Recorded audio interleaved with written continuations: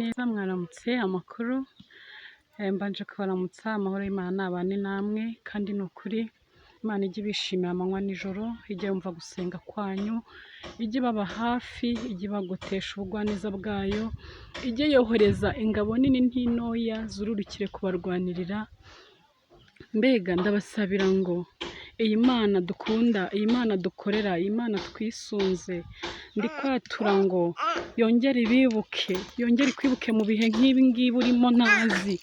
byaba ari by'umubabaro kwibuke igusubize iguhe umunezero byaba ari by'agahinda kandi Yesu akakumare byaba ari iby'ibisubizo urimo Kristo agukomereze uwo munezero wawe byaba bibabaje kubona warakoreye Imana uyisunga amanywa nijoro wirinda gukora ibyaha n'ibicumuro byatuma ujya kure yayo ariko bikarengaho ugahura n'akababaro kandi warakoreye Imana nta mpamvu rero ndakwaturiraho yuko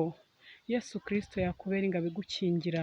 guhera uyu munsi ibiteye ubwoba bikwasamiye biguhunge bikugendere kure kandi ugotwe n'amaraso ya Yesu Kristo ndabakunda cyane ineza n'ubuntu bw'Imana bibagote bibomeho muhahe muronke mu izina rya Yesu Kristo amen.